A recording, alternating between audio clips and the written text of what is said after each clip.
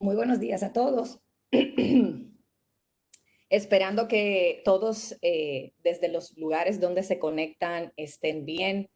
Gracias a los que estuvieron confirmándonos a través del chat que nos escuchan y que el sonido está ok. Muchísimas gracias. Como ustedes saben, el día de hoy, pues tenemos la última sesión de nuestro mini curso virtual Hablemos de baterías. Ya pues es la cuarta sesión. Con esta culminaríamos este mini curso que entendemos ha sido de gran interés para todos ustedes y sobre todo al grupo que desde la sesión uno se ha mantenido conectando con nosotros jueves tras jueves. De verdad que esperamos que este curso haya llenado las expectativas. Ya luego, pues nos estarán retroalimentando qué tal. Y nada, hoy la sesión número 4, cargadores de baterías y nuevas aplicaciones.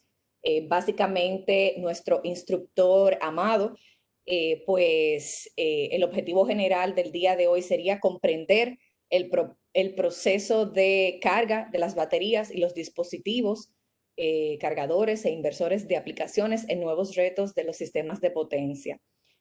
Pues sin más preámbulos, cedo la palabra a nuestro instructor Amado, quien ha estado con nosotros pues en estas 4 sesiones y que entendemos hoy cerramos con broche de oro.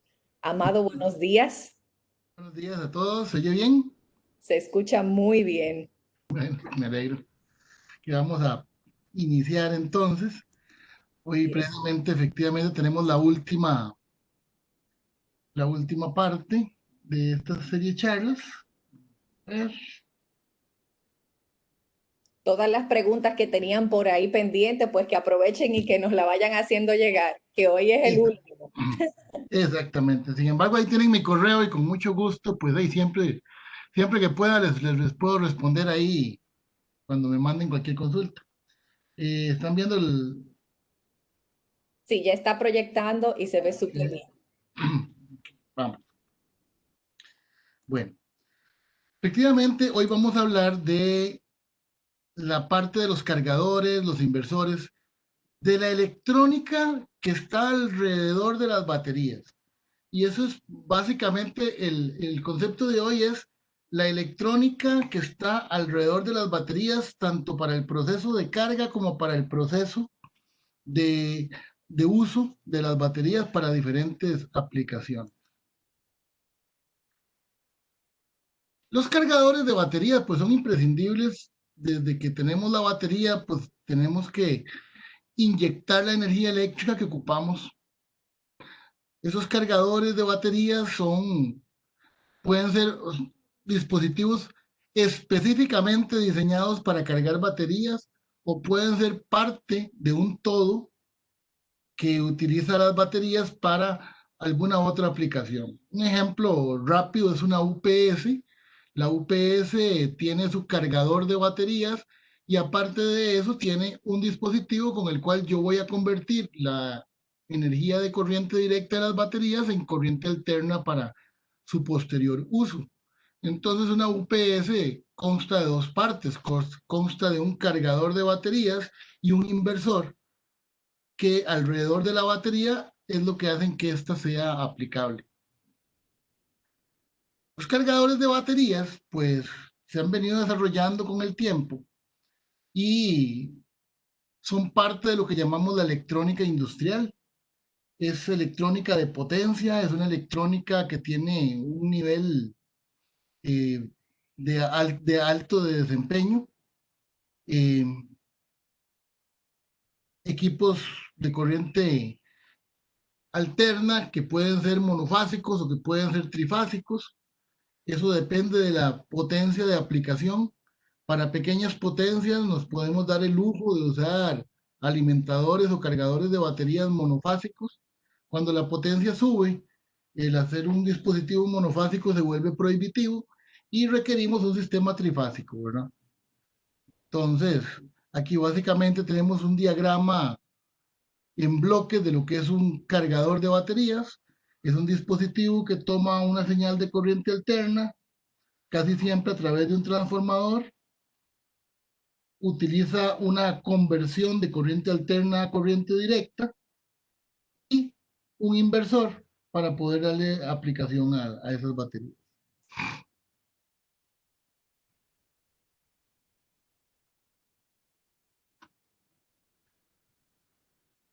Los cargadores de baterías suelen llamarse en muchas ocasiones rectificadores. Rectificadores porque como toman su energía primaria de la corriente alterna de la red, lo que hacen es convertir la corriente alterna en corriente directa, la rectifican y de ahí el nombre genérico de rectificadores. Sin embargo, es un rectificador orientado a su aplicación en carga de baterías. Como ya vimos, estos pueden ser de corriente monofásica o corriente trifásica. Cuando hablamos de dispositivos de corriente trifásica, tenemos que tener mucho cuidado siempre con el orden de las fases. Las aplicaciones trifásicas son muy susceptibles a el orden de las fases en el orden correcto o cuando menos mantener la secuencia de fases correcta. Tal vez no estrictamente las fases como tal, pero sí en la secuencia de fases debe ser totalmente la correcta, porque de ello depende el proceso de rectificación y de disparo de IGBTs o de rectificadores o tipo tiristor. Entonces, es muy importante la secuencia de fases.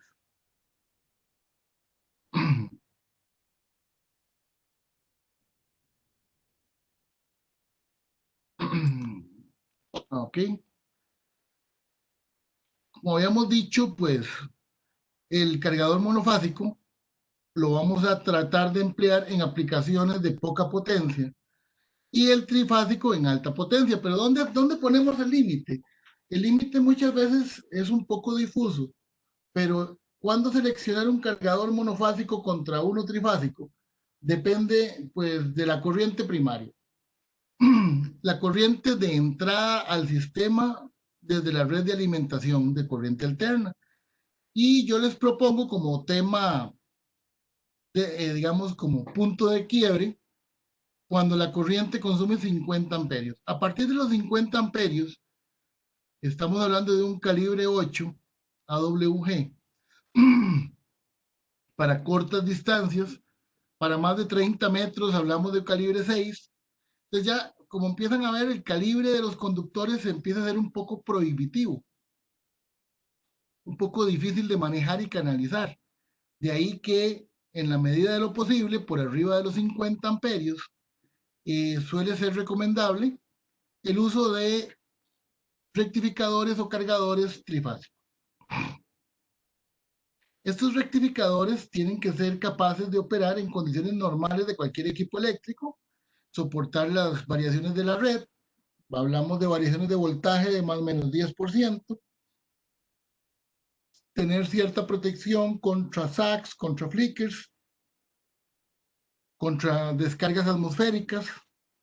Deben ser capaces de trabajar 24 horas, 366 días al año, porque deben mantener la batería en el voltaje de mantenimiento, que es el voltaje de flotación. Deben tener, bueno, pueden ser capaces de aplicar un voltaje de igualación o una carga rápida, no necesariamente. No en todas las aplicaciones yo requiero una carga rápida, aunque sí ocupo una carga de igualación en aplicaciones de baterías abiertas, pero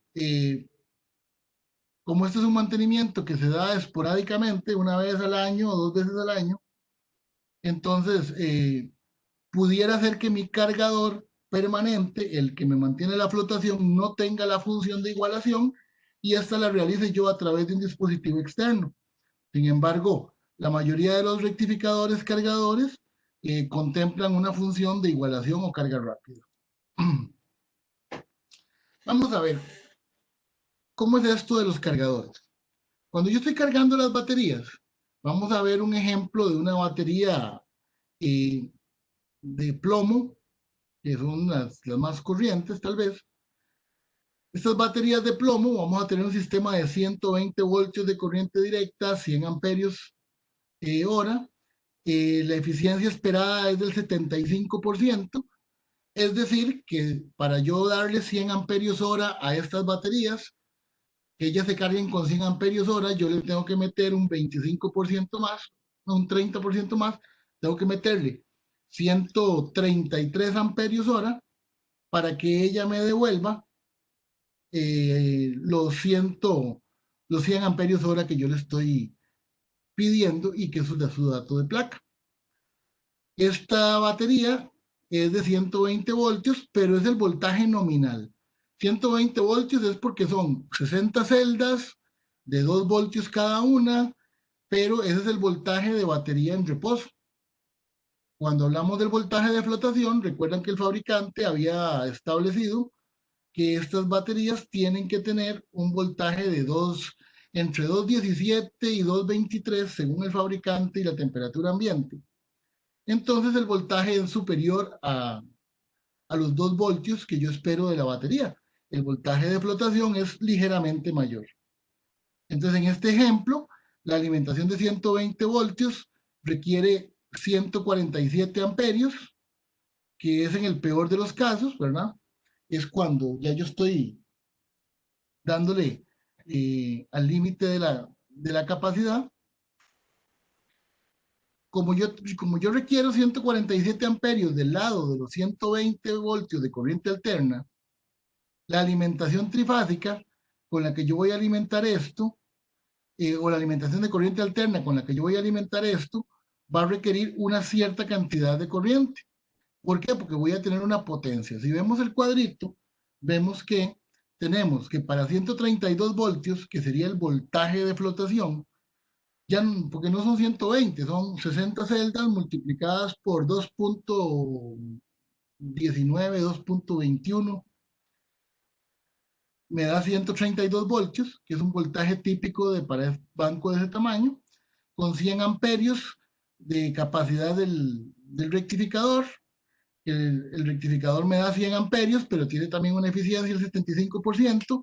Entonces, estamos hablando de que de los 13.200 watts de corriente directa que yo le estoy entregando a la batería, yo voy a requerir un 25% más de energía en el lado de corriente alterna. Entonces, con una eficiencia del 75%, yo voy a ocupar, si tengo una alimentación de 120 voltios monofásica, voy a ocupar los 147 amperios que ya dijimos. ¿Por qué? Porque 147 por 120 me da la potencia en corriente alterna que va a alimentar los 13.200 watts que tengo acá.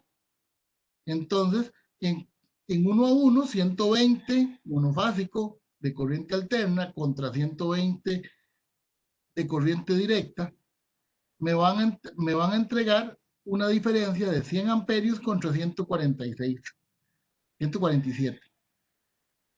Si ya yo le cambio el nivel de voltaje y le digo, no, voy a utilizar monofásico, pero a 240 voltios, pues el consumo se vuelve de 73 amperios.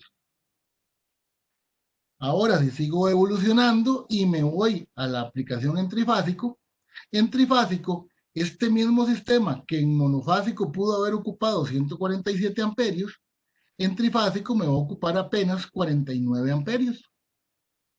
Entonces vean que hay una disminución prácticamente de un 3 a 1 entre la aplicación directa monofásica contra la aplicación trifásica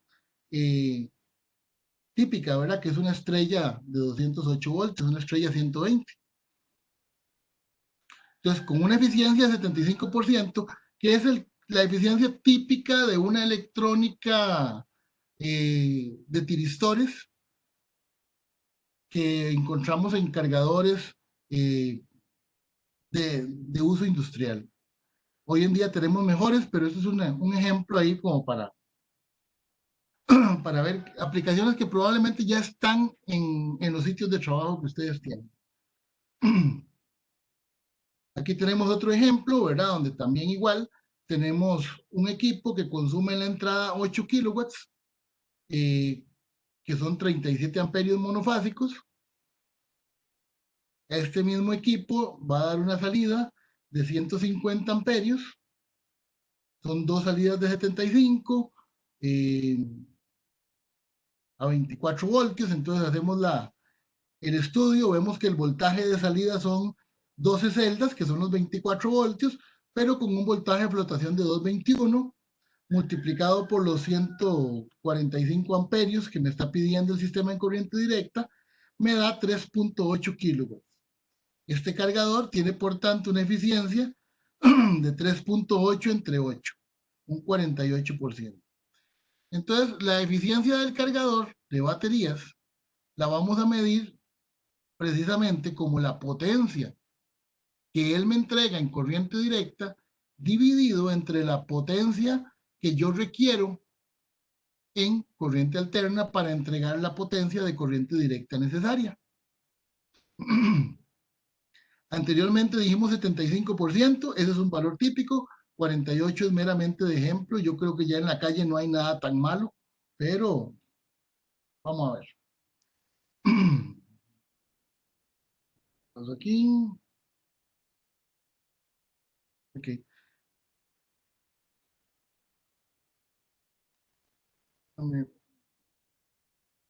Sí. Ok. Es que se me congeló la pantalla a mí. En este caso, bueno, estamos hablando de que el rectificador me tiene que dar el voltaje de flotación. Entonces, el voltaje de flotación de los cargadores debe ajustarse estrictamente con los datos que me da el fabricante. Hay valores genéricos, por supuesto. Hay valores de que dice, es que ajuste siempre a 221. 221 para baterías de plomo, 1.4 para 1.41 para baterías de níquel cadmio, 4 voltios para baterías de litio, pero siempre es mejor recurrir al dato propio del fabricante, porque hoy día la tecnología se ha especializado mucho y algunas pequeñas variaciones en el diseño pueden provocar variaciones de decimales en los voltajes de flotación. Y cuando hablo de esto, vamos a tocar un tema que es tal vez un poco crítico, y es el hecho de que se desprecia muy frecuentemente el valor del voltaje de flotación para un banco de baterías. Las baterías requieren que el voltaje con el cual están 24 horas al día sea un valor extremadamente exacto y bien ajustado. Variaciones hacia arriba de ese voltaje tienden a recalentar la batería, provocar altos consumos de agua, provocar disminución efectiva de la vida útil de la batería. Voltajes por debajo del voltaje requerido tienden a provocar sulfataciones, corrosión, tienden a provocar también disminución de la vida útil de la batería y daños severos que probablemente no se logren recuperar con los años. Y todo esto es plata. Al final de cuentas, un año menos de batería es un montón de dinero, porque yo pagué millones de colones por un banco de batería, millones de dólares, sí, miles de dólares, por un banco de baterías, y cada año me cuesta al menos $1,000. Probablemente un año signifique $1,000 de batería. Entonces, que una batería viva un año menos, significa que yo estoy perdiendo $1,000. Significa que debo de tener cuidado con el mantenimiento, porque un mantenimiento que es relativamente barato puede ahorrarme mucho dinero en la compra de baterías. Entonces, dice que el valor de salida del rectificador tiene que tener un ajuste muy estable. O sea, yo no puedo tener un rectificador que hoy me dé 100 voltios, mañana me dé 103, pasado mañana 98. No, tiene que ser un valor extremadamente estable. Y para ponerle una cota al asunto, decimos que no debe tener variaciones mayores al 0.5% del valor ajustado. Y no estoy hablando de una deriva, porque no debe tener deriva. Lo que debe tener son variaciones que por temperatura, por consumo de las baterías, por una serie de factores propios de la operación de la red, él no cambie el voltaje que me está entregando en bornes a las baterías en más o menos 0.5%. ¿Ok? ¿De qué estamos hablando acá? Entonces, veamos algunos números. Si yo tengo una batería de, pongamos, de 60 celdas de plomo a un voltaje de flotación de 219, mi ajuste debería ser 131.4. Es decir, yo agarro 219 y lo multiplico por 60 celdas, me da 131.4. Yo admito que a lo largo del periodo y durante monitoreos sucesivos, el voltaje de salida de ese cargador pueda variar de 130.74 a 132.06, ¿verdad? Entonces vean que yo admito una variación del 0.5%. Eso es lo que yo le voy a permitir al cargador. Y eso siendo muy benevolente. Lo ideal es nada, pero vamos a ser muy benevolentes y vamos a permitirle un 0.5%. Otro detalle que quiero que tomemos en cuenta es que vean los decimales. Les estoy poniendo 2 decimales en todos los valores. ¿Eso qué significa? Que cuando yo voy a hacer un ajuste en bancos de baterías, en baterías de cualquier tipo, ocupo un multímetro, ocupo un equipo de medición de alta precisión. Y aquí es donde viene muchas veces el desprecio para las baterías, porque la gente va con un multímetro de ferretería de $100, de $20 a veces, a hacer unas mediciones como si fuera a medir el voltaje en el tomacorriente a ver si hay o no hay energía. Y no se trata de eso, es una lectura de alta precisión. Yo requiero un instrumento que tenga características metrológicas muy especiales, que me pueda dar esa lectura con 2 decimales y que además tenga un error insignificante comparado con 0.5%. Y casi estoy hablando de equipos de 0.2% de precisión y con mantizas de 3, perdón, con mantizas de 5 dígitos. Ya los de 3,5 no son aplicables excepto tal vez para medir el voltaje por celda. Pero mantiza de 3,5 dígitos no es recomendable para aplicaciones de batería porque me resta mucha precisión. Con la igualación, recuerdan que la igualación es el voltaje que provoca el burbujeo, es el voltaje que me homogeniza todos los electrolitos en aquellas aplicaciones donde tengo baterías con electrolito líquido.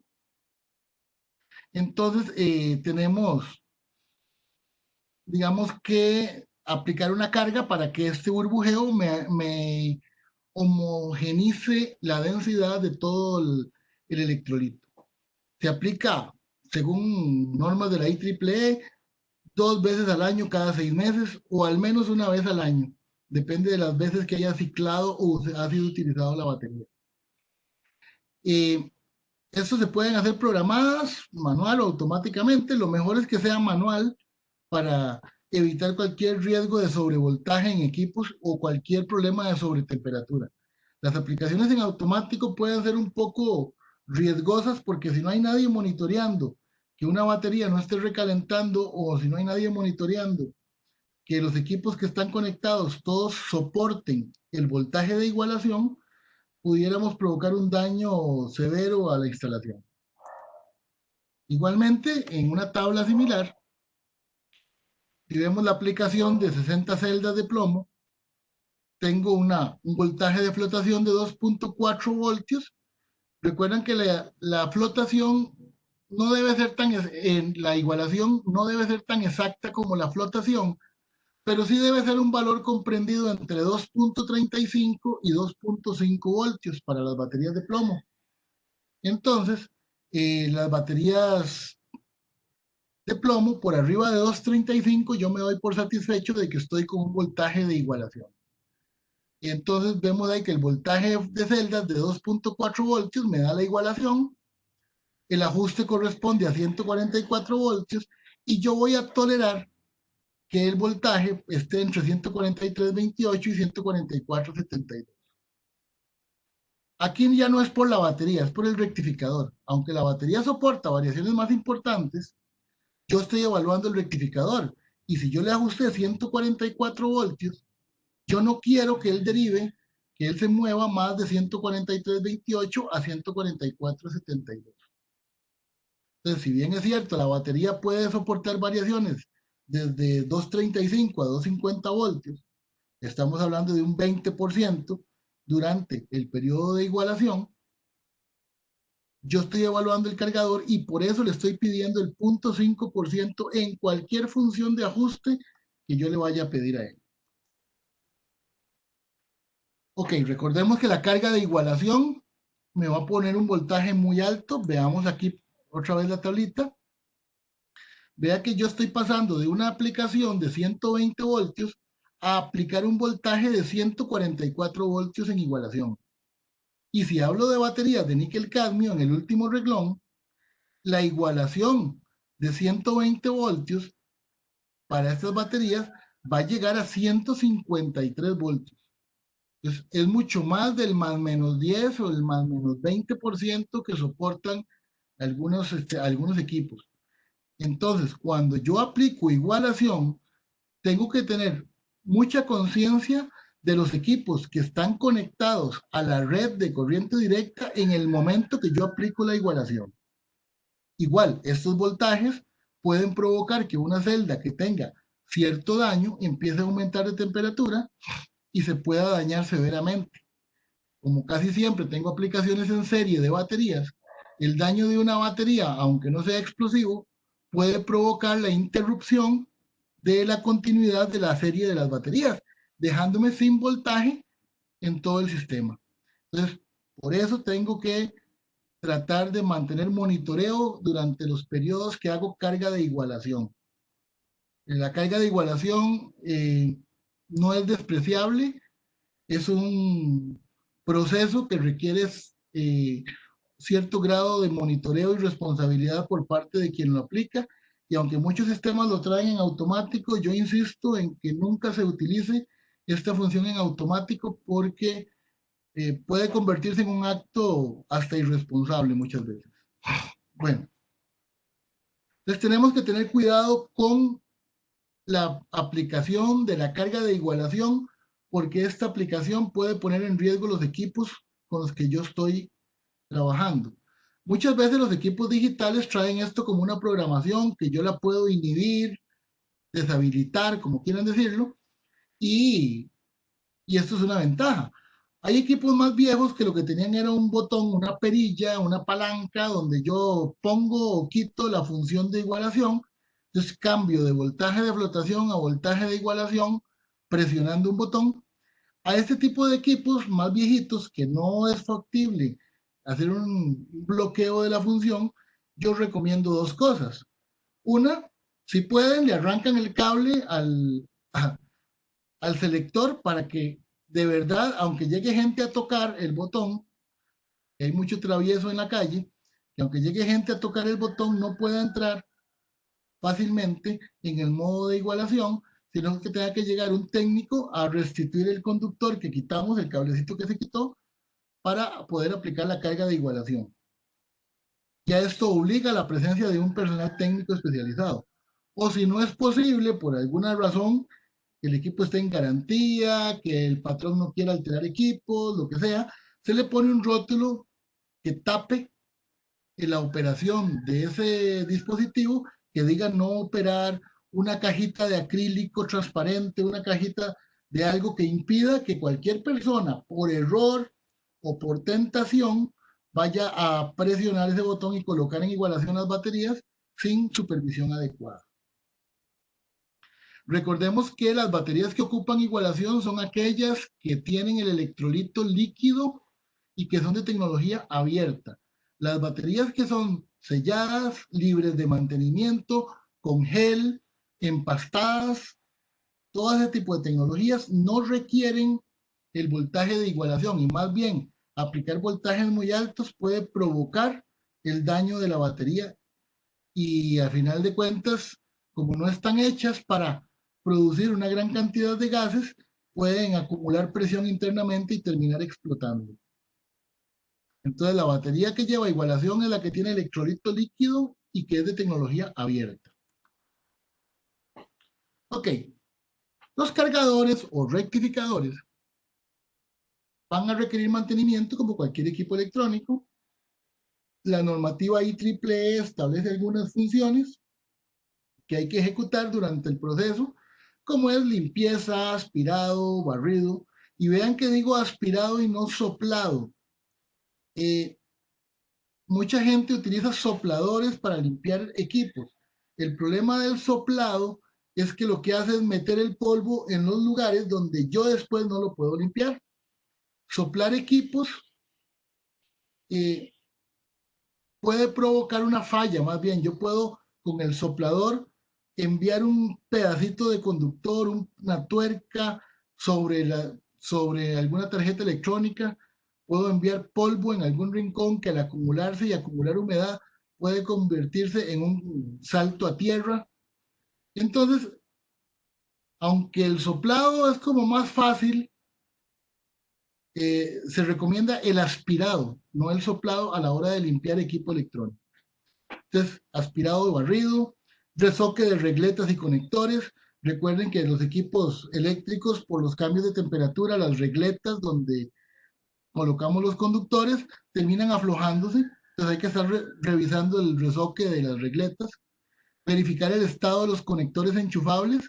Esos conectores que van metidos en las tarjetas, ver que todos estén bien, que nadie lo haya quitado y doblado algún pin o que esté dañado, quebrado. Hacer una revisión visual en busca de cualquier anomalía que pueda haber en el equipo. Si se puede, una inspección con cámara termográfica de forma periódica para que por lo menos una vez al año yo haga una cámara termográfica, tener referencias de años anteriores para ver si hay alguna sección que esté deteriorándose de forma visible, con más calentamiento. Ahí podemos ver tal vez algún conector, algún cable que esté suelto, que esté flojo, algún dispositivo electrónico que ya esté provocando calentamientos indebidos. Bueno, si el sistema es microprocesado, hay que revisar en la lista de eventos, en el reporte del sistema, a ver qué eventos ha detectado, cuántas veces se ha ido la corriente alterna y ese tipo de cosas. Las alarmas más comunes que yo tengo en estos sistemas son alarmas de falla de corriente alterna, bajo voltaje de corriente directa, alto voltaje de corriente directa. Cuando hay equipo digital microprocesado, hay una alarma que es operación anormal o watchdog. Tengo fallas a tierra de positivo o negativo, que aunque es opcional y no aplica en sistemas de comunicación que son positivo a tierra, los sistemas industriales que no son aterrizados ni al positivo ni al negativo, sí requieren el monitoreo de una falla a tierra. En caso de alarmas de bajo voltaje,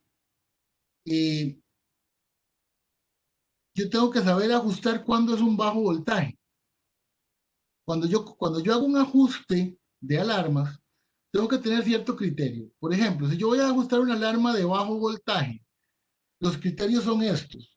Mi sistema es de 120 voltios nominales. Está siempre a 132 voltios de voltaje de flotación. Las cargas que yo utilizo son de 120 voltios más menos 10%. Es decir, las cargas que están conectadas al sistema de corriente directa pueden trabajar hasta un voltaje de 108 voltios. Entonces yo tengo, las cargas trabajan a 108 voltios. La batería normalmente es de 120 voltios y en flotación, cuando todo está normal, tiene 132 voltios. Con esos parámetros, yo voy a ajustar el voltaje de corriente directa.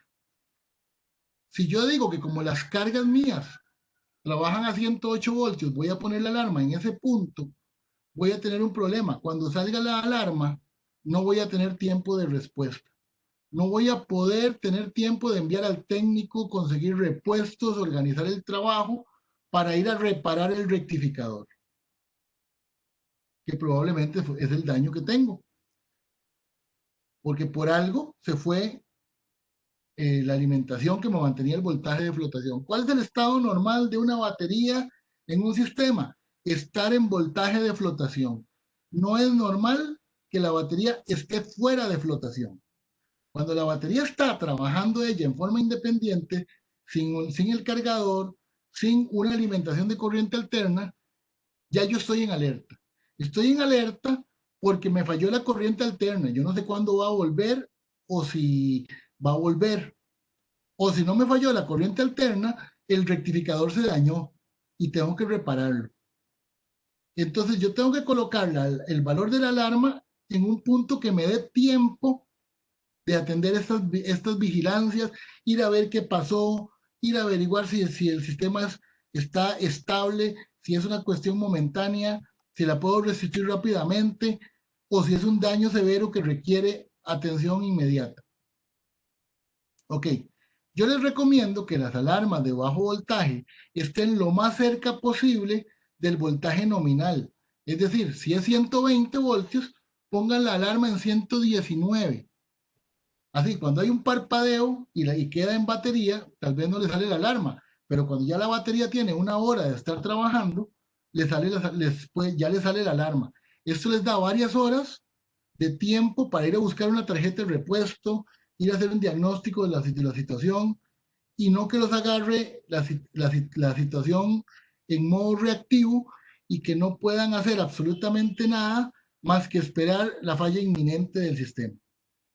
Entonces, ajustar lo más cerca posible del 100% el voltaje de la alarma de bajo voltaje, porque ese es el voltaje que me dice algo está pasando. Y como les digo, un sistema de baterías que ya está a voltaje nominal, algo está pasando porque el cargador no está trabajando. Y ya esa es una situación anormal. Por otro lado, hay una alarma que es muy riesgosa, que es la alarma de alto voltaje. La alarma de alto voltaje es una alarma que tiene que estar por arriba del voltaje de flotación. ¿Por qué? Porque es una alarma que me dice, el rectificador siempre va a estar a 132 voltios. Cuando llegue a 132.5 ya no estoy normal. Cuando llegue a 133 no estoy normal. Entonces es una alarma que trabaja por arriba del voltaje de flotación, pero preferiblemente lo más cercano posible al voltaje de daño de los equipos que tengo conectado.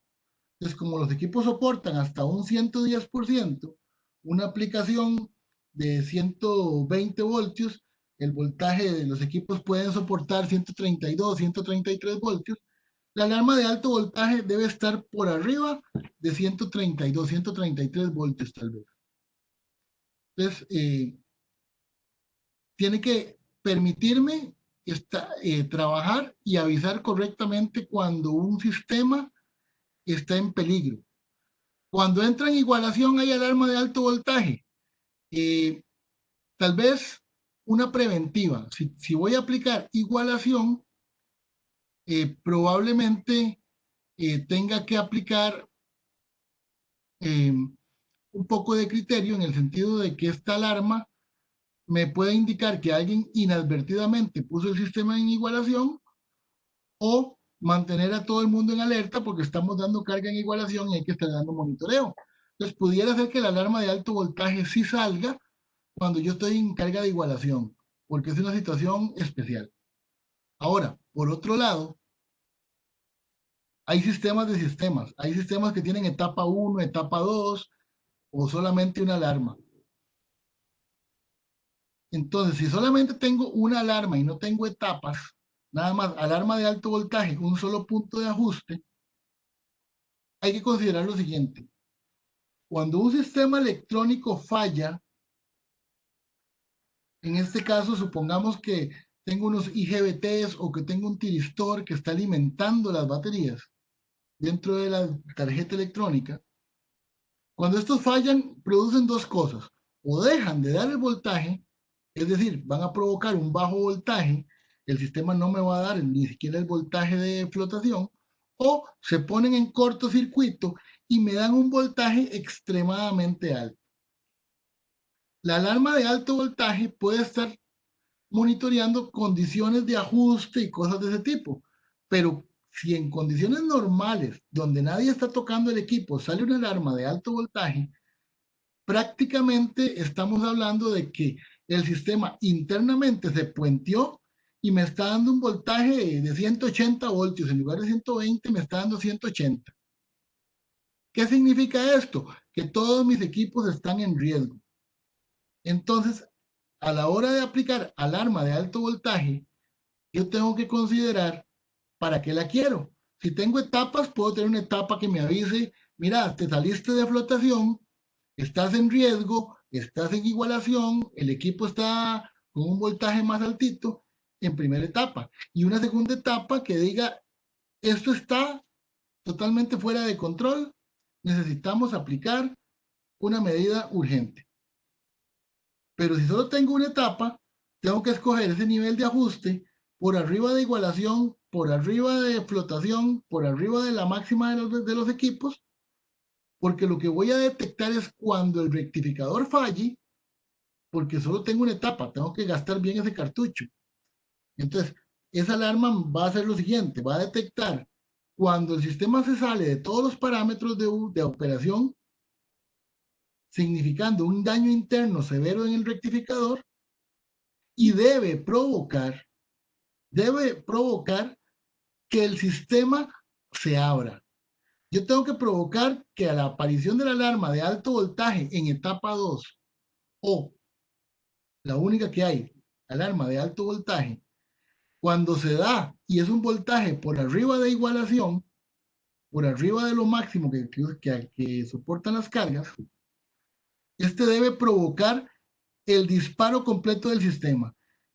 Si el equipo como tal me permite hacer esa programación, excelente. Hay equipos que ante la presencia de alarma de alto voltaje provocan el disparo o inhabilitan completamente el sistema. Hay otros que no lo tienen. Entonces yo tengo que generar un sistema auxiliar que a la aparición de esta alarma me huele los fusibles, me abra un contactor, alguna cosa que haga algo que impida que ese cargador me siga alimentando las cargas y las baterías, porque estamos hablando de que el alto voltaje fuera de control puede llegar a valores increíblemente altos. Ok, rectificadores, ¿de qué tipos tenemos? Bueno, hablamos de IGBTs, hablamos de transistores. Hay varias tecnologías. Esas tecnologías básicamente son las tecnologías lineales y las digitales. Los rectificadores lineales son aquellos que agarran la corriente alterna, la transforman a un nivel de voltaje más apto para ser luego rectificado con un sistema de rectificación controlada, tienen un sistema de filtrado y alimentan la carga. Entonces, básicamente son puentes de diodos controlados con un dispositivo ahí de monitoreo de realimentación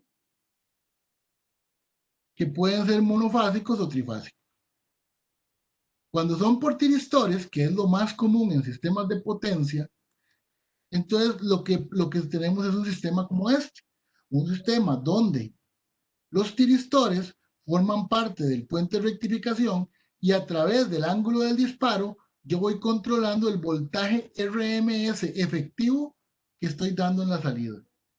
Entonces este voltaje efectivo, el voltaje de rectificación RMS, se le aplica a un sistema de filtrado para convertirlo en corriente directa. En sistemas trifásicos es la misma historia. Tengo un sistema de transformación trifásico acoplado a un sistema de rectificación trifásico con tiristores que controlan el proceso de rectificación y de acuerdo al ángulo de disparo voy a tener un valor RMS que me va a provocar un voltaje de salida que es el que yo deseo. Entonces mi sistema está monitoreando el voltaje de corriente directa promedio, lo compara contra una referencia y con eso mantiene controlado en un lazo de realimentación los tiristores. El otro sistema es el digital o conmutado o rectificadores de tiempo discreto, que lo que tienen es, muchas veces carecen del transformador de potencia, pero sí tienen un transformador internamente. La importancia de este transformador es que yo tengo un sistema de corriente alterna de un lado, que probablemente esté sólidamente aterrizado en el neutro, contra un sistema de corriente directa que tal vez yo quiera aterrizar al positivo o que quiera que no esté aterrizado, entonces tengo que tener un aislamiento galvánico entre los dos sistemas. Entonces el rectificador tiene también como función aislar galvánicamente los sistemas de corriente directa y corriente alterna. Este aislamiento galvánico se puede hacer dentro de la parte interna del rectificador o antes de que todo ocurra en la parte de potencia. Pero yo requiero que el sistema sea capaz de hacer un aislamiento galvánico, porque la corriente alterna no tiene que revolverse de forma alguna con la corriente directa. Imagínense que yo tenga una referencia de neutro en las baterías por error, porque no tengo aislamiento galvánico. Cuando alguien toca un borne positivo o un borne negativo de la batería, estaría cerrando el lazo a través de tierra y podría electrocutarse esa persona. Entonces, las baterías suelen ser aisladas de tierra. Solo en aplicaciones de comunicaciones se suele aterrizar el positivo, pero son 48 voltios. Para más de 48 voltios no se utiliza ni positivo aterrizado ni negativo aterrizado. Entonces tiene que existir un aislamiento galvánico. Bueno, estos sistemas operan, el sistema discreto y conmutado, operan de esta manera. Tienen igual una rectificación, tienen un sistema de control de switcheo, que es a través de un controlador de ancho de pulso, un modulador de ancho de pulso llamado también PWM, controla una etapa de potencia que se le aplica una serie de pulsos de alta frecuencia a un transformador y este transformador luego da una salida que se rectifica, se filtra y se aplica la carga de la batería. Es básicamente algo como esto. Tengo un voltaje y de acuerdo al ancho del pulso que yo tenga voy a tener un valor promedio. La modulación de ancho de pulso va a enviar una onda cuadrada que va a tener diferentes anchos de pulso. La ecuación general es la que sale aquí. El voltaje de salida es el voltaje de entrada total dividido, perdón, multiplicado por el tiempo que pasa encendido, el pulso, dividido entre el periodo total, es decir, el tiempo encendido más el tiempo apagado. Entonces, si yo tengo un valor encendido promedio de 0.1 del periodo, voy a tener 0.1 del voltaje de entrada. Si yo agarré 120 voltios, los rectifiqué, tengo 180 voltios. Porque ya rectificados, 120 voltios me dan un pico de 180. Esos 180 voltios yo los meto al modulador de ancho de pulso, les aplico un pulso de 0.1 y eso provoca que la salida sea de apenas 18 voltios. Y así, modulando el ancho del pulso, yo puedo establecer diferentes valores de voltaje promedio. Un momentito.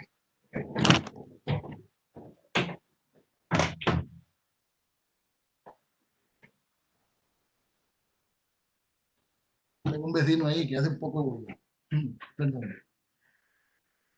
Ok, entonces tengo valores medios de acuerdo al ancho del pulso que yo estoy utilizando. Y la ecuación es muy simple, es una ecuación de proporcionalidad que de acuerdo al ancho del pulso así va a ser el voltaje de salida.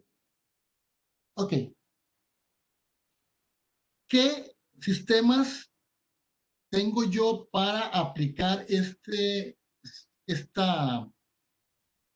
tecnología? Pues tengo varias formas de configurar internamente la electrónica para este tipo de circuitos, pero hay una que es la que me sirve, que es la que tiene transformador. Porque como les dije, yo requiero, necesito y me obligo a que el sistema esté aislado galvánicamente. Yo requiero que el sistema esté aislado galvánicamente. Si no es así, si yo no requiero aislamiento galvánico, pues me puedo encontrar cualquiera de estas configuraciones que vamos a ver ahorita, pero el aislamiento galvánico me obliga a usar el sistema que vamos a denominar flyback. El sistema de flyback me va a provocar el aislamiento galvánico, porque voy a tener a la izquierda un sistema que viene de la corriente alterna que se rectificó, que voy a meter a través de un sistema de control a un switcheo que va a aplicar al transformador el transformador rectifica, filtra y me da la salida. Eso es el sistema básico de flyback, que es el sistema con el que yo voy a obtener mi voltaje aislado galvánicamente y a la magnitud que yo quiero. Tengo un monitoreo, una realimentación de feedback, donde yo monitoreo el voltaje de salida para estar controlando esa magnitud al valor que yo estoy esperando. Tengo otros sistemas. Tengo un convertidor buck o un reductor que utiliza básicamente el principio que vimos de que el tiempo encendido entre el periodo, esa proporcionalidad se aplica al voltaje de salida. Es un sistema por medio del cual yo agarro mi entrada rectificada, la switcheo, la filtro y rectifico y obtengo la carga que estoy deseando, ¿verdad? Es muy sencillo. Aquí el modulador de ancho de pulso me da los pulsos que controlan este transistor. Hay un diodo colocado en esta posición. Vean que aquí hay un positivo y este diodo siempre está colocado en polarización inversa, pero va a eliminar este diodo. Lo que va a hacer es absorber los picos que se generan en esta bobina y reenrutarlos hacia la salida. Entonces yo voy a tener aquí un sistema de filtrado que va a aprovechar la energía residual en la bobina para inyectarla a la carga. Este es un reductor, convertidor reductor o convertidor buck. Hay un montón de aplicaciones en libros que le ponen nombres en inglés con letras, pero digamos que ese es el término original, teórico y genérico es buck o reductor en español. El otro está el convertidor elevador o convertidor boost, que es un sistema por medio del cual yo aplico las ecuaciones que están aquí marcadas en amarillo como principio de operación. La conexión es básicamente esta y puedo obtener voltajes altos a partir de voltajes bajos. Es decir, si yo le meto 12 voltios de corriente directa, corriente alterna, ya rectificado me da 17. De esos 17 voltios yo puedo obtener 24, 48, 120. Puedo subir el voltaje sin transformador a través de esta conexión. Esta conexión me permite obtener voltajes más altos que la entrada que yo tengo sin utilizar transformador. Esto en la literatura de electrónica de potencia pueden encontrar todo el juego de ecuaciones que justifica esto. Aquí les estoy dando un resumen. Y luego tengo el mixto, el buck bus, que es el sistema mixto conectado, tal y como se maneja en esta configuración, me permite obtener voltajes tanto más bajos como más altos. Por ejemplo, con esta configuración, si yo le meto 100 voltios de entrada, puedo obtener voltajes desde 50 voltios hasta, no sé, hasta 300 voltios. Entonces puedo manejar rangos de voltaje más bajos y más altos que la entrada que yo le estoy metiendo con esta configuración. ¿Cómo identifico los diferentes sistemas? Todos tienen la misma configuración base, todos tienen un modulador de ancho de pulso que controla un sistema de switcheo. El flyback se caracteriza por su transformador, pero ¿cómo identifico los otros? Los otros los identifico porque el sistema de filtrado es diferente. Vean que el sistema de filtrado del reductor, la salida es por la bobina y el diodo está atrás polarizado inversamente. En el sistema elevador, la salida es por el rectificador, por el diodo, y la bobina está detrás del diodo. Y en el sistema mixto, la bobina está detrás del diodo, pero el diodo está polarizado inversamente. Vean que la polarización del diodo es al revés que en este sistema. Entonces, básicamente, viendo que si aquí entra el positivo, llega el diodo, sale el positivo. En esta configuración mixta, entra el positivo y lo que sale es un negativo. Hay una inversión de voltaje también en este sistema.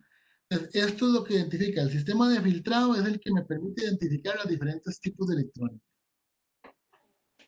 En este sistema mixto, si vemos el ciclo de servicio, a medida que el ciclo de servicio va variando, yo voy con el mismo valor de voltaje de entrada, variando desde una décima del voltaje de entrada hasta 10 veces el voltaje de entrada. Entonces yo puedo manipular perfectamente bien cualquier magnitud de voltaje con una configuración mixta. El único problema es que no me da aislamiento galvánico. Es una aplicación para electrónica de bajo nivel, electrónica de baja potencia o aplicaciones donde no requiero el aislamiento galvánico. Pero en las nuestras, en sistemas de potencia, es obligatorio el aislamiento galvánico. En sistemas de cargadores de baterías de litio, la cosa se complica un poco más, porque aunque vamos a tener todo esto que hemos visto aquí aplicado, los cargadores de litio tienen que atender a un cliente que es muy particular. Las baterías de litio, como hemos dicho antes, no son muy estables a nivel de características de parámetros internos, son muy susceptibles a variaciones de sus parámetros internos y aunque esa variación es pequeña, es suficiente para provocar grandes discrepancias de voltajes, grandes discrepancias de corrientes, y eso requiere una atención individualizada. Entonces, las baterías de plomo, de níquel, son baterías que se pueden poner en grandes bloques. Yo puedo poner una cadena de 96 baterías de litio o de níquel cadmio o 200 baterías de níquel cadmio, 150 baterías de plomo en serie y no tengo problema con ello. Las de litio no tengo tanta confianza de que ese sistema vaya a ser correcto, porque el envejecimiento que ellas tienen no es el mismo, la resistencia interna varía tanto que puedo tener diferencias muy importantes entre elementos en serie. Entonces las baterías de litio se trata de no colocar muchas baterías de litio en serie, preferiblemente no hacerlo, porque si no pierdo el control del voltaje de flotación. Porque yo puedo aplicar un voltaje de flotación en el extremo de 4 baterías en serie de litio y siendo muy correcto este voltaje, no puedo garantizar que estas baterías de litio estén todas al mismo voltaje de flotación. Podrían estar muy irregulares y eso es un problema. Entonces, yo para manejar baterías de litio tengo que hacerlo en pequeños bloques. ¿Qué significa? Que una batería de litio grande, de mucha potencia y mucho voltaje, requiere varios cargadores, varios rectificadores, cargadores para este conjunto de baterías. Estas baterías entonces van a ser cargadas en pequeños bloques, en secciones, en paquetitos, a través de cargadores individuales. Como ya lo que voy a tener yo son una serie de elementos destinados a la atención particular de pequeños bloques de batería o muchas veces un cargador para cada batería, para cada celda, yo le voy a tener su propio cargador a cada celda. Entonces, cuando yo tengo sistemas de este tipo, entonces lo que voy a tener no lo llamo cargador, no lo llamo rectificador, lo llamo un administrador de baterías, un administrador del sistema de baterías, porque es mucho más que un simple cargador, son muchos cargadores metidos en una placa. Y a esto le llamo administrador del banco de baterías. En inglés se le conoce como un BMS, como un Battery Management System, que es básicamente lo que vemos en este dibujito. Es una tarjeta donde yo le meto la entrada, lo que se ve aquí en el centro a la derecha, yo le meto el voltaje de entrada, que también va a ser la salida, y esta entrada, pues precisamente se encarga de repartirse internamente con la electrónica para garantizar que cada una de las celdas, que cada uno de los bloques de batería que están configurados, va a recibir el voltaje adecuado de acuerdo a la tecnología que yo tengo. Y esta es otra cosa importante. Probablemente un BMS de batería de litio fosfato no le va a servir a una de litio polímero o a una de litio cobalto, porque hay diferencias pequeñas en el voltaje donde el BMS debe estar ajustado a la tecnología de baterías que yo voy a utilizar. Este particularmente que vemos en el dibujito, en la gráfica, es una tarjeta que no tiene ajuste, no tiene programación. Entonces, está diseñada para una tecnología muy particular. Entonces, las baterías de litio, de acuerdo a su construcción, en los elementos que la componen, puede tener voltajes de flotación que van desde 3.4 a 4.2 voltios. Entonces, puedo ocupar menos baterías que en otros sistemas, lo cual es una ventaja. Entonces, para dar 12 voltios, ocupo 6 celdas de plomo, 10 celdas de níquel cadmio, pero aquí ocupo solamente 3 celdas de litio para dar 12 voltios. Entonces, eso me facilita la administración de la batería o la aplicación de sistemas del BMS porque son menos celdas. Entonces, me ayuda un poco, me ayuda un poco que el voltaje sea más alto que en otras tecnologías. Ok, viendo la arquitectura de lo que es un BMS, básicamente yo, tanto la carga como el cargador, la fuente de alimentación, como la carga que yo voy a conectar, están en las mismas terminales, porque el sistema electrónico es el que se va a encargar de hacer la conmutación en un sentido o en el otro de la energía. Cuando yo estoy aplicando energía en las terminales de entrada del BMS, el sistema conmuta esa energía hacia las baterías y aplica la carga que corresponde a cada uno de los diferentes segmentos de las baterías. Tiene su monitoreo, realimentación, tiene una serie de etapas que, que son parte del manejo de un administrador de baterías. Aquí estoy mostrando un administrador de baterías de un sistema grande que tiene su convertidor analógico digital, tiene un monitoreo de medida, tiene microprocesadores, tiene acoplamientos ópticos entre entradas, salidas, celdas para poder hacer los monitoreos que corresponden. Entonces, vean que el administrador de baterías es un montón de cargadores conectados entre sí. Cada uno va a atender una sección muy particular del grupo de baterías que le corresponde atender. Y aquí podemos ver donde tengo el mouse, podemos ver un termistor. Estos sistemas van acompañados también de un monitoreo de temperatura, porque debe corregirse el voltaje de flotación con la temperatura ambiente, con la temperatura exterior de la celda. Entonces tengo que hacer un monitoreo permanente también de las condiciones ambientales. Entonces también tengo un sistema que hace un monitoreo fuerte de las cosas. Veamos baterías grandes.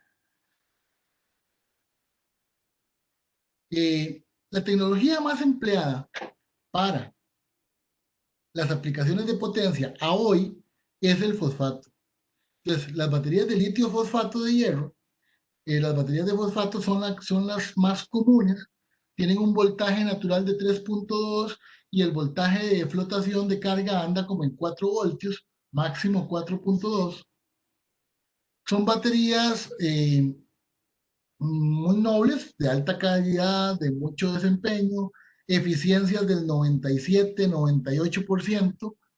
Es decir, yo le meto 100 amperios sobre ella, me devuelve 98. Son muy nobles, son baterías muy, muy, muy nobles en ese sentido. Y son baterías muy caras. No son las baterías, la 18650 que usa uno para hacer proyectos de juguete, sino que son baterías de alto desempeño.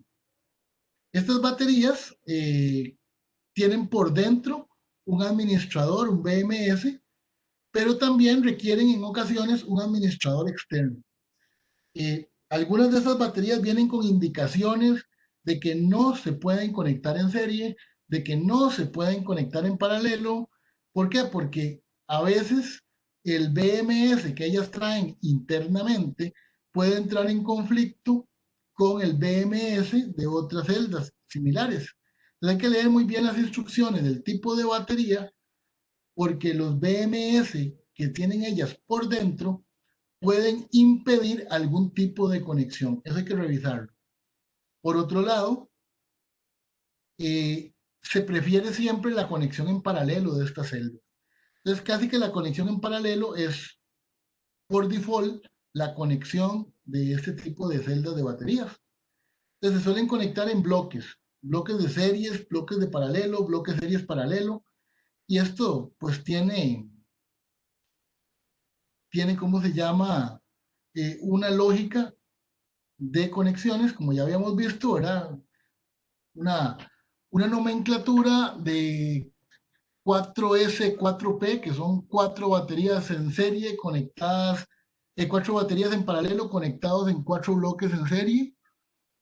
Eh, Hay una serie de conexiones que vamos a poder hacer de ese tipo de baterías. Bueno, les comentaba hace un ratito que la batería más usual que usamos es la de litio fosfato de hierro, pero la batería de fosfato es la más común en aplicaciones de potencia. Tiene resistencia interna de 0.3 miliohmios, bajísima, da mucha corriente, muy alta eficiencia. Alguien preguntó en una charla cuál era la mejor. Bueno, la mejor está en un laboratorio en este momento. La mejor no la han inventado, eso está en crecimiento perenne. Esta es la que comercialmente más se usa, pero estamos esperando siempre algo mejor. Recuerden que esta batería habíamos visto que es muy parecida a la batería ideal. Me entrega energía a la velocidad que yo quiero, la cargo a la velocidad que yo quiero, tiene una resistencia interna prácticamente cero, eh, tiene una alta densidad de energía, watt hora por kilogramo, watt hora por volumen. Entonces se asemeja bastante a las baterías que yo quiero, pero aún así yo quiero el anillo de linterna verde, quiero una batería que me dé energía infinita y que me quepa en la palma de la mano y que no pese. Todavía vamos caminando hacia eso. Esto es lo más cerca que tenemos de este tipo de batería. Otra pregunta que teníamos de la vez pasada era que yo les había dicho que la batería costaba $1000 por kilowatt hora y alguien lo puso en cuestionamiento. Y viendo los comentarios de la presentación, les voy a explicar qué fue lo que traté de decirles en esa ocasión. Hay varios tipos de batería y hay diferentes precios. Por ejemplo, aquí hay una batería, esta Taiko que tenemos en el gráfico, y es una de tantas baterías genéricas para aplicaciones solares, para aplicaciones de uso casero. Esta batería cuesta $300 por kilowatt hora, pero en Estados Unidos o en China o en Europa, no sé dónde. A la hora que yo la traigo acá, tengo que pagar un flete y tengo que pagar un IVA. Esa batería que en internet cuesta $300 por kilowatt hora, llegando aquí puede llegar a costar 450, $500 por kilowatt hora. Y es de las más baratas. A la par, una batería de aplicación solar, de alto desempeño, buena marca, buena familia, tiene un costo de $700 por kilowatt hora. A eso hay que sumar el flete y el IVA. Y les dejo ahí las marcas para que vean que esos son los precios reales hoy en el mercado. $700 por kilowatt hora de flete y más el flete más el IVA, que puede llegar casi a los $1000. Y están aquellas con las que yo les dije, hagámonos la boca agua un ratito, que son las baterías de litio inteligentes que traen Bluetooth, con las que yo me conecto con el teléfono y ella me dice si está cargada, cuánto es la vida útil, qué voltaje tiene, qué temperatura tiene. Y estas baterías que habíamos visto que era con Bluetooth incorporado, vean que cuesta apenas $50 más que una batería de buena calidad o de la misma calidad sin el Bluetooth. O sea que el Bluetooth es realmente barato y es considerable una opción de poder comprar baterías inteligentes. Entonces estas baterías de litio con Bluetooth cuesta $750 por kilowatt hora más el flete más el IVA. Puestas en Costa Rica no bajan de $1,000 por kilowatt hora. A eso me refería yo, a esta batería, pero sin embargo vean que no dista mucho de una batería de calidad que puede andar en 900 y pico de dólares por kilowatt hora. Claro, no la vamos a comparar con baterías de uso casero y chiquitillas porque estas baterías no tienen ni la calidad ni la eficiencia que tienen estas. Pero vamos a ver que es un precio que realmente es razonable colocado en cada país de nosotros a la hora que se traen estos productos. Si alguno tiene la ventaja de que no le cobren impuestos por traer baterías, le puede salir un poco más barato, pero en estos países nuestros, por lo menos, y ahorita y después de la pandemia, no creo que perdonen un solo impuesto por ningún lado. Ok, ya vimos la parte de los cargadores un poco y algunas consideraciones de cargadores para las baterías. Pero ya una vez que las baterías están cargadas, están listas para ser empleadas. ¿Empleadas en qué? ¿Para qué quiero yo usar las baterías? Aquí es donde venimos a las aplicaciones que están saliendo al mercado debido a que estas tecnologías ya permiten aplicaciones de alto nivel. Una batería de plomo me puede dar a un precio muy bajo mucha energía, pero no es tan portátil, ocupa mucho peso, mucho volumen y no me da grandes volúmenes de corriente para baterías pequeñas. Entonces yo si ocupo dar 1,000 amperios, ocupo tener una batería de 10,000 amperios hora para que sea la décima parte de la capacidad en amperios hora lo que ella entregue. En baterías de litio yo puedo dar 1,000 amperios, picos de 1,000 amperios con baterías de 100 amperios hora, fácilmente. Entonces esto es lo que hace que las aplicaciones en potencia se estén abriendo con las nuevas tecnologías de baterías. Tenemos aplicaciones como cuáles.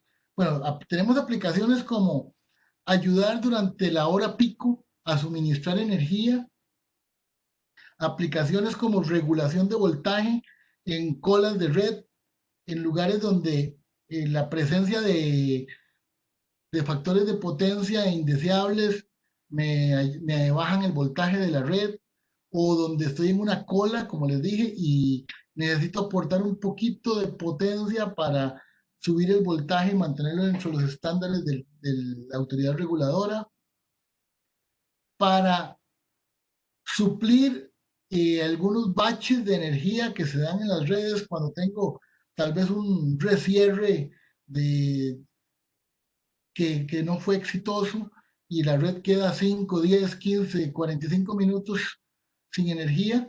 Hay tramos de la red que puedo alimentarlos como si fuera una gran UPS. Puedo acumular energía con el propósito de ayudar a aplanar curvas.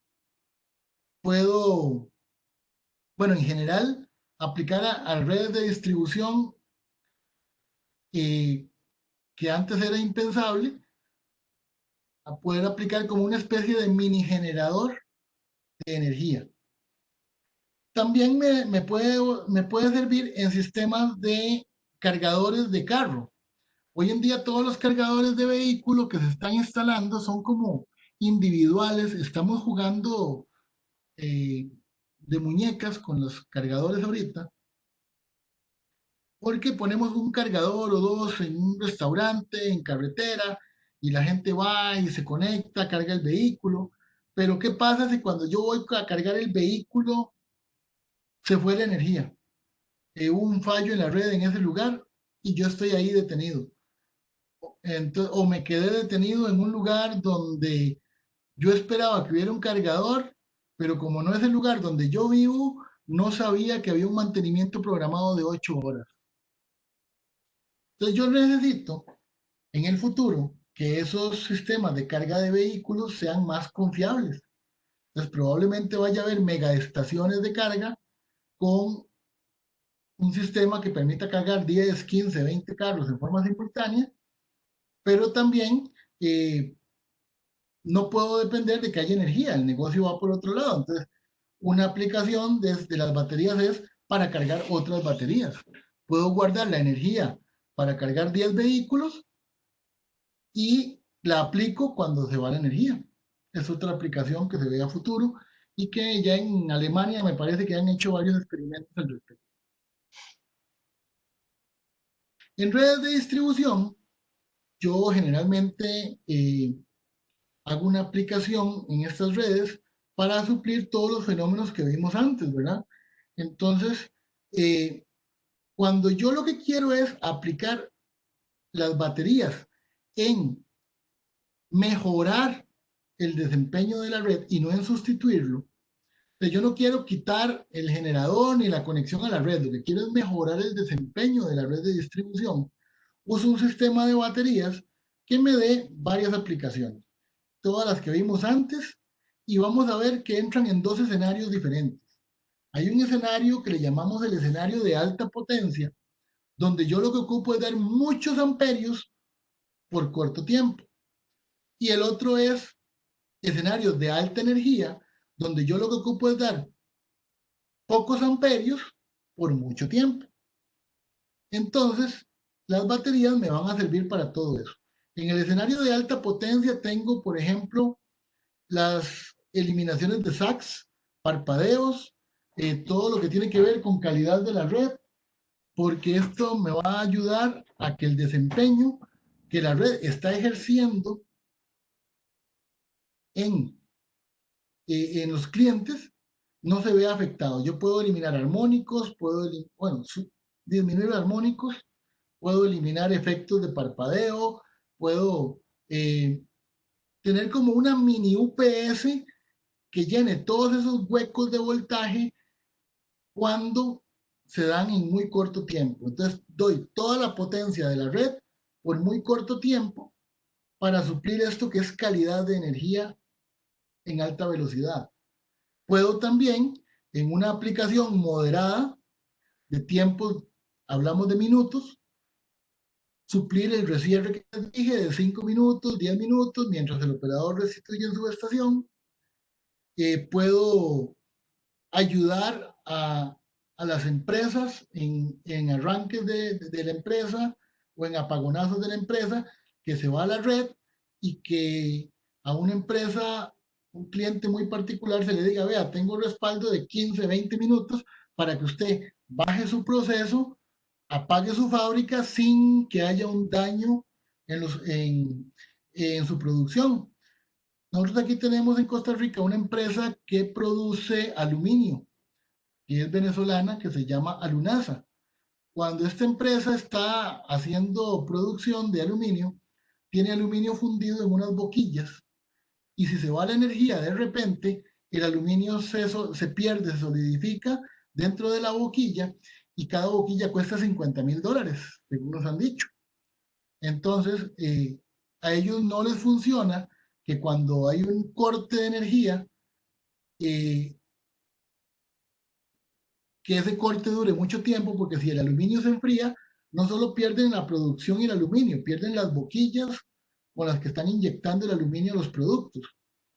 Entonces a una empresa de ese tipo le sirve un respaldo de baterías porque las baterías les dan 15 minutos para que hagan la limpieza de boquillas, boten el producto que tienen en línea de producción y hagan un apagado del sistema, ¿verdad?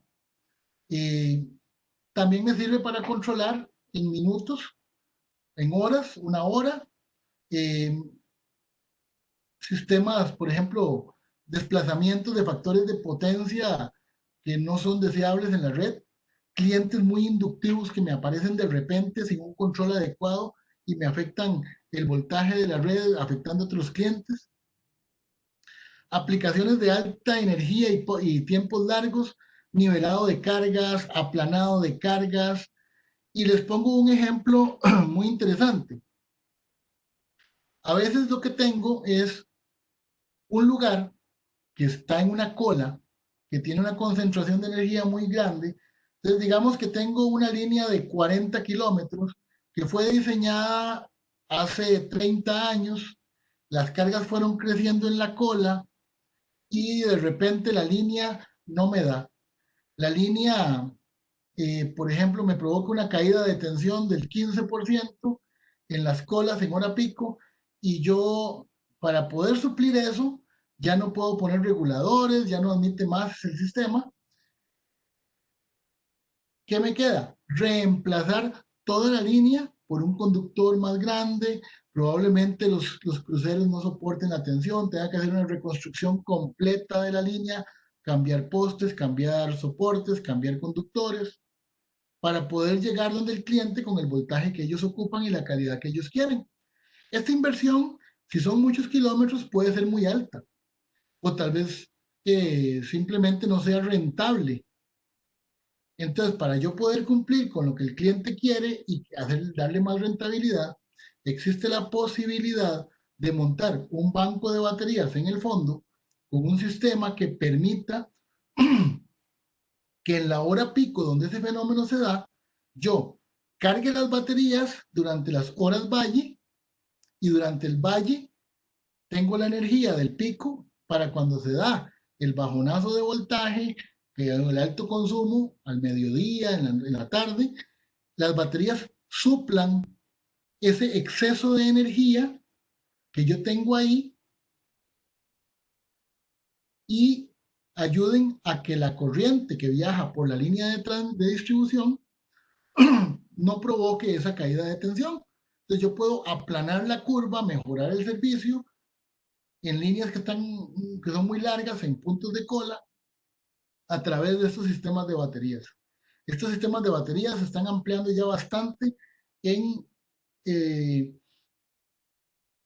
digamos, en el reacondicionamiento de redes de distribución para no hacer algunas inversiones que tal vez no está uno muy seguro de que sean rentables o de que sean necesarias. Eh, entonces, por ejemplo, también cambiar transformadores que tienen cierta potencia por uno más caro, tal vez dice uno, no, es que me sale más barato, si lo que me falta es 1 mega, 2 megas de potencia, tal vez es más barato agregar esa potencia con baterías que cambiar el transformador. Tal vez la curva de demanda no crece a alta velocidad y la solución de baterías me puede dar un respiro por 5 o 7, 8 años.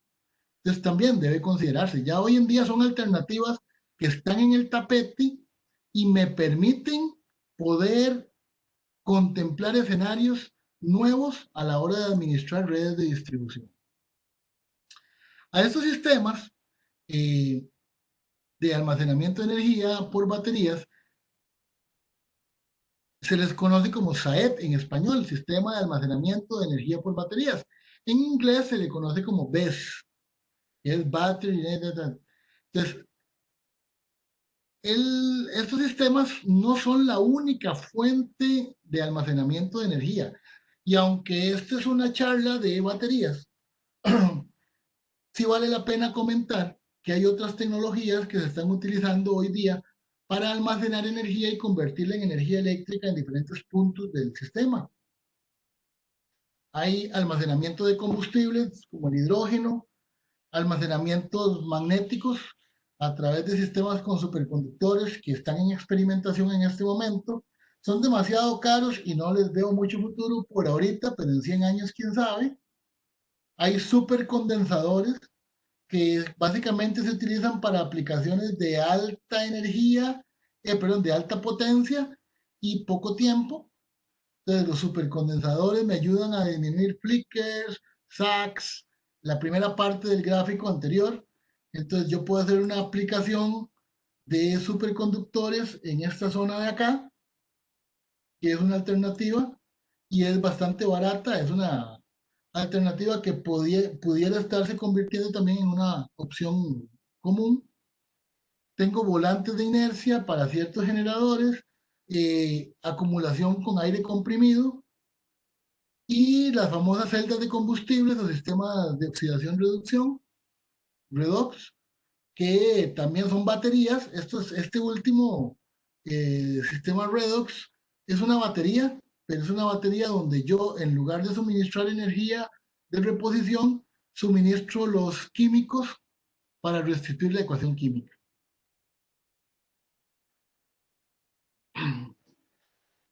Para almacenamiento en alto volumen, las baterías que hemos visto eh, la batería de plomo, la batería de níquel-cadmio. Incluso hay unas baterías que están saliendo ahorita a la luz, que son las baterías de sales fundidas y las baterías de litio-ion.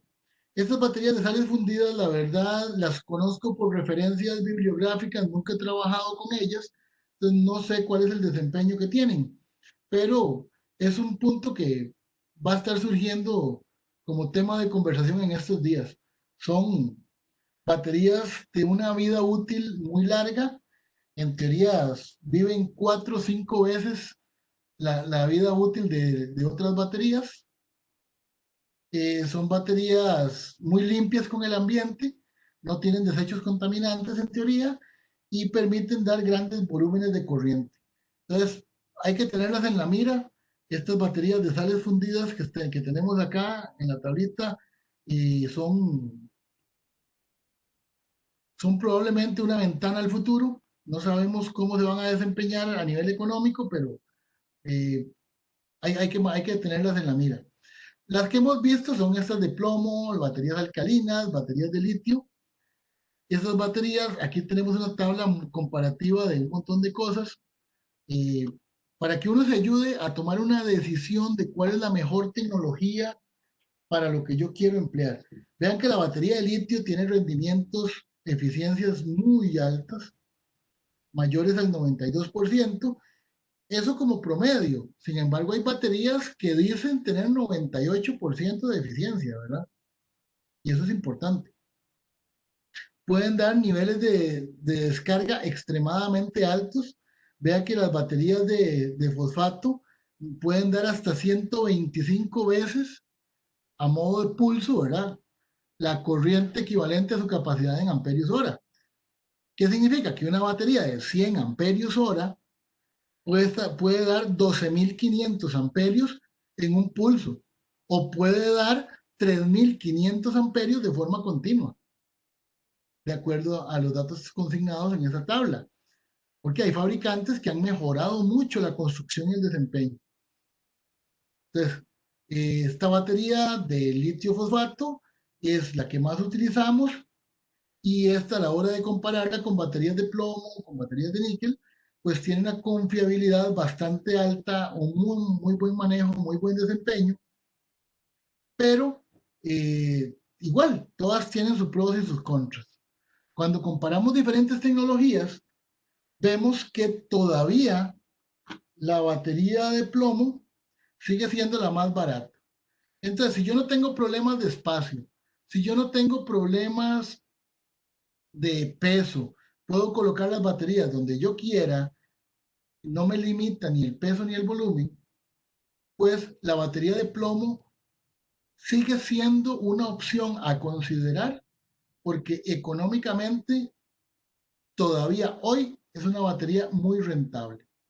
Entonces, las baterías de plomo son las más baratas. Las baterías de litio son las más eficientes. Las más confiables son las de níquel cadmio y las de plomo. Confiables en el sentido de que soportan mayor maltrato, soportan condiciones atmosféricas muy severas, dan una vida útil muy estable, a pesar de la falta de mantenimiento que pueda haber, ese tipo de baterías todavía me dan una vida útil más larga que la de litio. La de litio no permite golpes, no permite que le caiga agua, no permite abandonarla por mucho tiempo porque lo resiente bastante. Las baterías de litio, por otro lado, son las que hasta hoy tienen la mayor cantidad de ciclaje porque se han diseñado para eso, para hacer ciclos en sistemas solares, en sistemas de aplicaciones rápidas.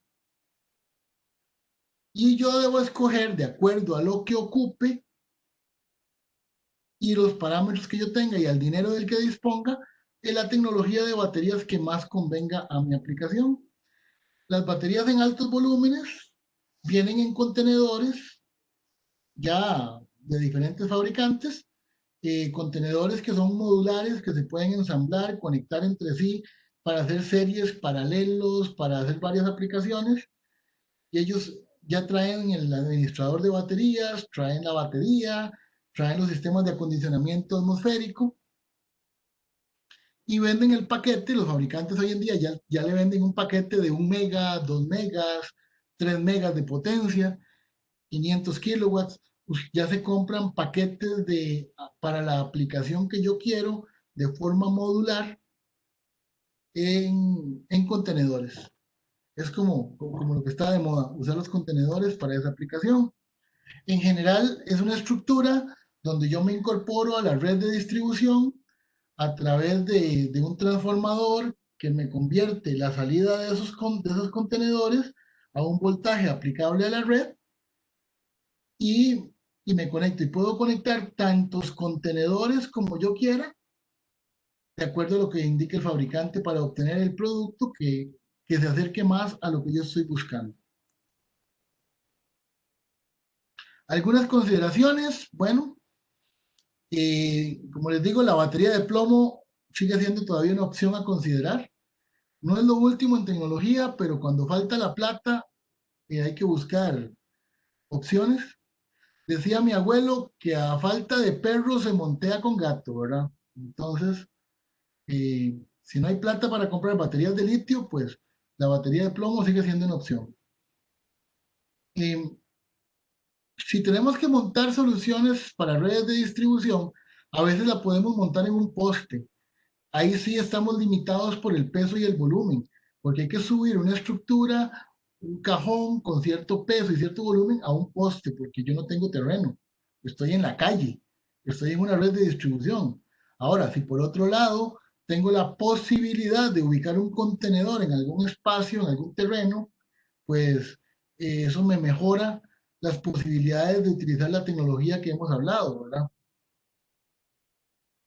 Los sistemas de almacenamiento de energía con baterías se están empezando ya a ver como opciones de sistemas de cargadores terrestres, y cuando digo terrestres me refiero a trenes, me refiero a vehículos, montacargas, eh, y ya hay estaciones de baterías para cargar baterías, para llamarlo de esta manera, ¿verdad? Hay estaciones que lo que hacen es, como la energía en algunos países es muy cara a ciertas horas, las estaciones de servicio que hacen carga de vehículos, como para ellos es un negocio, ellos tienen que comprar la energía al distribuidor, luego acondicionarla y vendérsela a los vehículos. No les conviene comprar energía en hora cara. Entonces esta gente lo que hace es que utiliza baterías para comprar energía en horas valle y cargar los vehículos, vender la energía de cargar carros, cargar vehículos en hora pico, pero sacada de baterías, comprada en hora valle, y no utilizan energía en hora pico, o por lo menos disminuyen el uso de energía en hora pico. ¿Cómo estamos hoy con estas tecnologías? Hoy estamos así, la batería de litio ya compite muy fuertemente con la batería de níquel. Las baterías de sales fundidas que hablamos están compitiendo ya contra las baterías de níquel cadmio. Sin embargo, la batería redox y las baterías de plomo siguen siendo las más baratas. La batería de litio va alcanzando, va haciendo cada vez más corto la distancia con la batería de plomo en cuanto a costo, y se espera que para el 2050 prácticamente estén al mismo precio todas las tecnologías de baterías, lo que va a ser despreciable a futuro el uso de baterías de plomo y de baterías de níquel cadmio. Entonces, eh, algunos videntes del futuro pronostican que en 20 años la batería de litio y las baterías redox van a ser las que dominen el mercado.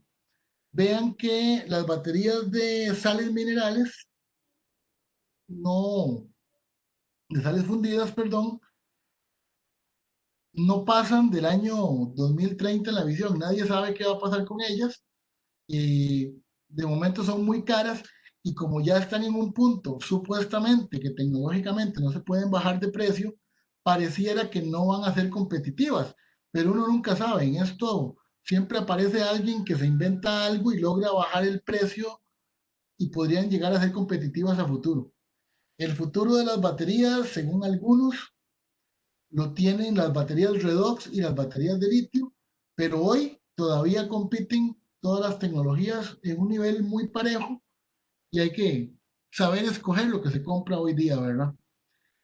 De mi parte, ahí es todo y quedo a sus órdenes para cualquier consulta. Muchísimas gracias, Amado. Coincido con lo que han estado comentando en el chat. Excelente exposición. Desde el inicio, pues los participantes han estado contentos con todo el contenido que durante estas 4 sesiones, pues usted ha compartido con nosotros. De verdad que muchísimas gracias. Mientras los participantes nos hacen llegar sus inquietudes, comentarios, quiero comentarles que la dirección ejecutiva nos ha autorizado a que revisemos las estadísticas de conexión de estas 4 sesiones y aquellos que han cumplido, pues dado su interés y han estado en estas 4 sesiones, estaremos emitiendo certificados que avalen este minicurso virtual. Entonces, pendiente porque vamos a estar en estos próximos 15 días revisando las estadísticas que nos arroja la plataforma de las personas que estuvieron durante estas 4 sesiones, que han cumplido por lo menos con el 80% de la conexión. Y pues nuestra encargada de eventos, Cindy Álvarez, los estará contactando y les estará haciendo llegar los certificados. Si tuviéramos alguna inquietud respecto al nombre que está registrado, igualmente pues los vamos a estar contactando para que salgan pues con el nombre correcto. Dicho esto, pues voy a ceder la palabra a mi compañera Evelyn, quien estará a cargo del tiempo de preguntas y respuestas y del cierre. Y de mi parte, de verdad que muchísimas gracias, don Amado, por el apoyo, por habernos contactado, por habernos escrito. Usted es parte de nuestros asociados y quiso pues compartir toda esta experiencia con estas personas. De verdad que muchísimas gracias en mi nombre, en el nombre del comité y de todos los participantes que de hecho están ahí en el chat comentando lo enriquecedor que ha sido esta charla. Muchísimas gracias y paso la palabra a mi compañera Evelyn. Evelyn, buenos días. Buenos días a todos, don Amado, un gusto. Por el momento tenemos una pregunta, que la verdad es que sí están muy agradecidos. Vamos a ver la consulta. ¿Por qué en comunicaciones se utilizan 48 VDC negativo y no 48 VDC, perdón, positivo? Ok, mira, eso es una cuestión muy interesante. A medida que evolucionaron los sistemas de comunicación, apareció la necesidad de alimentar amplificadores de radiofrecuencia en torres de transmisión. Entonces, bueno, escogieron un voltaje, 48 voltios. El valor de 48 sí es una cuestión como tal vez un poco antojadiza, pero a medida que evolucionaron los sistemas, se pasó de conectar amplificadores que estaban en un gabinete a utilizar amplificadores que estaban en la línea de salida de las antenas de comunicación. Entonces los equipos de comunicación empezaron a convertirse en cajitas donde se metía un cable coaxial de un lado y se sacaba un cable coaxial del otro, y ahí tenía que viajar en el cable coaxial la corriente de radiofrecuencia, digamos, la señal que yo quería transmitir, y la corriente directa de la alimentación. Entonces el cable coaxial se convertía tanto en alimentador como transportador de las ondas de radiofrecuencia. Entonces había que asignar una polaridad al case, a la carcasa del dispositivo. Entonces, la lógica fue básicamente esta. Los sistemas de comunicación están muy expuestos a descargas atmosféricas. Las inducciones suelen ser voltajes que van de tierra, o digamos, del nivel de referencia de masa hacia el negativo, digamos, son electrones que descargan. Entonces, si yo colocaba el negativo a tierra, el pico que llegaba se sumaba con el voltaje de la fuente de alimentación. Entonces, para evitar que las inducciones se sumaran dentro de la tarjeta al voltaje de alimentación más el voltaje inducido, en caso de descargas atmosféricas, decidieron en ese momento que se iba a usar una polaridad inversa. Entonces se usaba el positivo como masa, como referencia, como tierra, para que el voltaje inducido en las tarjetas por descargas atmosféricas fuera el voltaje inducido menos 48 voltios. Eso disminuía un poco los daños que ocurrían en las tarjetas de comunicación y se quedó como costumbre. Ya hoy en día hasta los sistemas de comunicación por internet que no requieren ese tipo de configuración siguen empleando 48 voltios con el positivo aterrizado, porque esa es la configuración que los sistemas de comunicación establecieron a nivel mundial históricamente como la referencia. Pero todo tiene que ver con la electrónica de 1960, con la forma de trabajar de 1960-70, que lo traemos hoy en día ya como una herencia.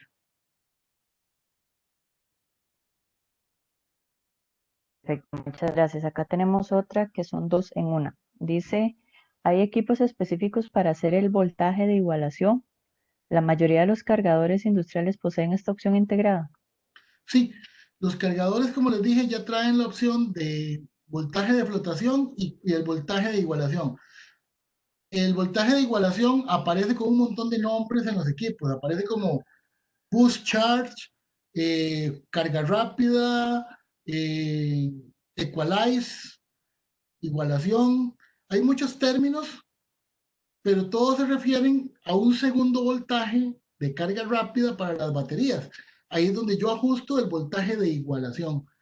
Aunque la perilla viene con diferentes nombres muchas veces, la mayoría de los cargadores industriales traen la función. Y como les dije, algunas son manuales, otras son hasta programadas de forma automática, y ahí es donde hay que saber manejarlas.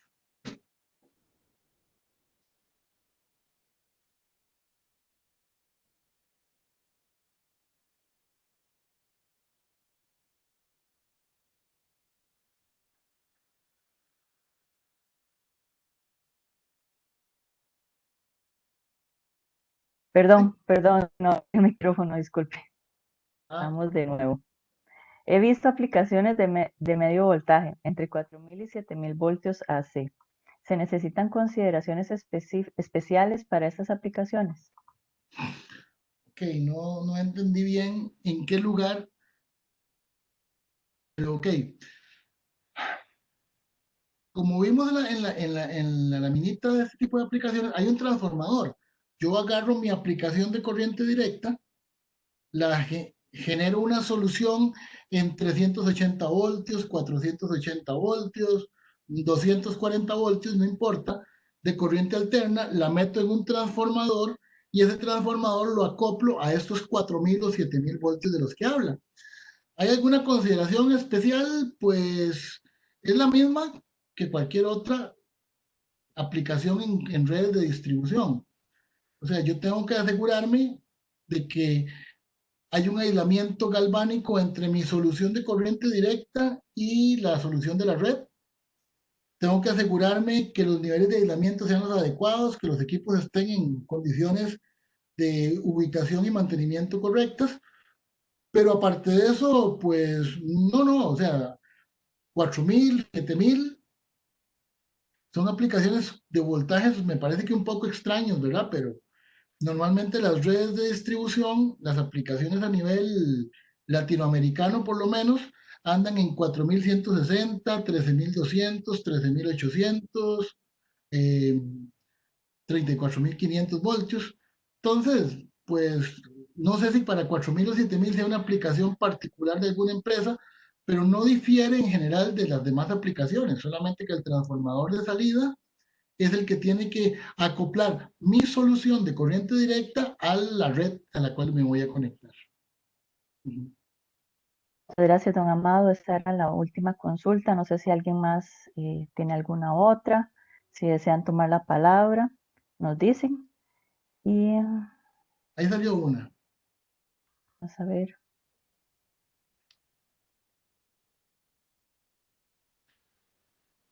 No, todos son como comentarios positivos Dice hacia la exposición. no, dice que por favor explicar el aislamiento galvánico. Ah, ok, ajá. Ok, aislamiento galvánico es como le llamamos al aislamiento que me dan los transformadores porque están dos circuitos, el primario y el secundario, separados eléctricamente. Es decir, no hay una conexión entre el primario y el secundario y solamente se comunican a través del campo magnético. Esta comunicación por el campo magnético, por inducción, es un aislamiento de corrientes, o sea, no hay forma de que lo que ocurre aquí interfiera con lo que sea, con lo que ocurre acá, a no ser que sea por acoplamiento magnético, por inducción. Entonces, ¿cuál es la idea?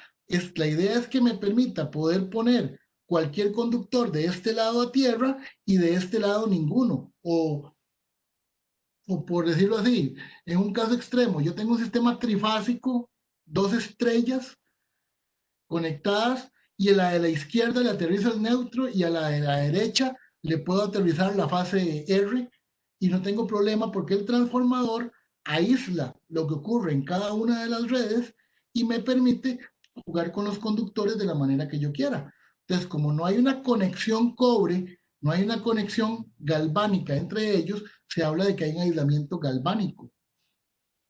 Entonces, y es necesario básicamente cuando yo utilizo sistemas muy diferentes que no deben conectarse entre sí, que no deben tener relación entre sí, yo requiero ese aislamiento galvánico, que es que haya un transformador de por medio que no sea autotransformador, sino que sea transformador con devanados separados para poder hacer la función de ese aislamiento que estoy buscando. Perfecto. Llegamos al final. No veo más preguntas. A ver qué dice aquí. Ujú. No, muchas gracias, don Amado. La verdad es que ha sido muy provechoso. Los comentarios, como puede verlo, son muy buenos en las 4 sesiones. Todos quedaron muy contentos. Eh, Gracias por compartir sus conocimientos. Definitivamente son de gran valor para cada uno de los miembros que están acá representados. Gracias a cada uno de los Gracias a participantes. ustedes por aguantarme, más bien. Para nada.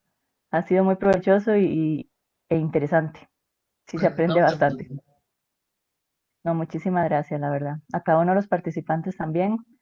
Fue un placer poderles traer este pequeño mini curso. Es el primero que hacemos, esperamos seguir haciendo. Eh, Esta iniciativa vimos que dio mucho fruto y vamos a intentar seguir en esta misma línea. Recordamos que pueden ver las demás grabaciones en nuestro YouTube. Está como Secasier, nada más lo buscan y ahí está la lista de reproducción con las 4 presentaciones. La de hoy se subirá en el trayecto de la tarde. Y, y en nuestra página web pueden encontrar las presentaciones de cada una de las charlas que se dieron en este mini curso. Gracias a todos, la verdad es que fue un placer y ahí nos seguimos viendo en los próximos webinars. Estén atentos a nuestras redes sociales, a nuestro WhatsApp. Les recordamos que pueden mandarnos un mensajito para meterlos en la lista de WhatsApp para que les esté llegando más a la mano cada una de las promociones de los webinars, de los eventos que vayamos haciendo. Muchas gracias a todos, que tengan un buen día y esperamos vernos ahí o escucharnos pronto. Don Amado, un gusto y muchas gracias. Placer. Sí, gracias.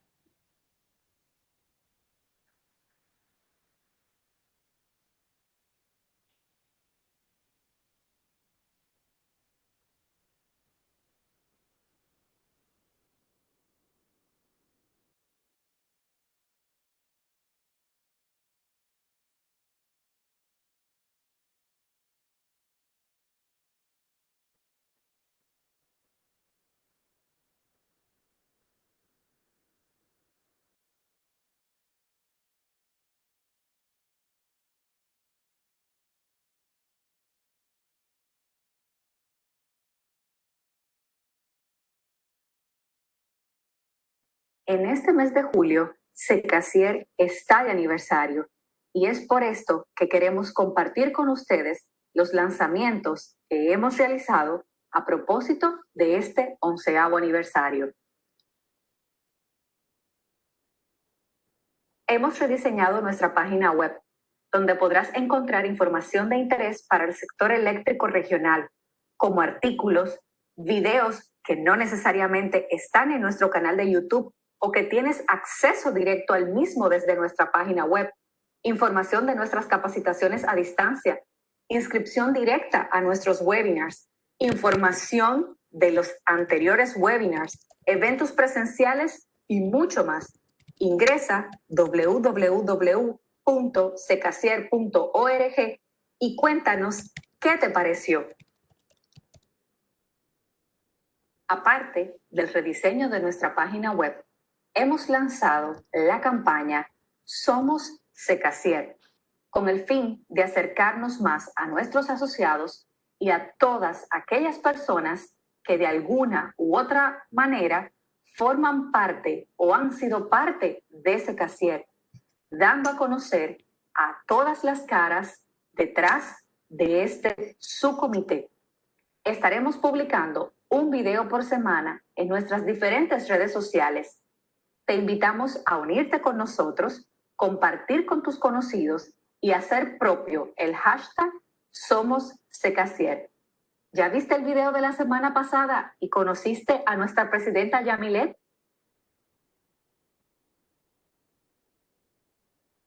Otra iniciativa que resurgió a propósito de nuestro aniversario es nuestro canal de YouTube. Te invitamos a buscarnos por nuestras siglas Secasier. Ahí podrás encontrar los videos de todas las conferencias virtuales de este 2020. Te invitamos a suscribirte y recibas alertas cada vez que subimos un nuevo contenido o tenemos un estreno disponible. Te esperamos. Están abiertas las inscripciones para el curso virtual Protecciones en Sistemas de Distribución, el cual se estará llevando a cabo en septiembre 2020. Si necesitas más información, escribe al correo que ves en pantalla. ¿Que no quieres perderte nuestras actividades virtuales? Fácil. Solicita en el número que ves en pantalla que te incorporemos en nuestro grupo de WhatsApp Secasier Informa y recibe de primera mano la información de todas estas actividades que estamos realizando. Síguenos en nuestras redes sociales, Twitter, LinkedIn, Facebook, YouTube, para que estés enterado de nuestras actividades.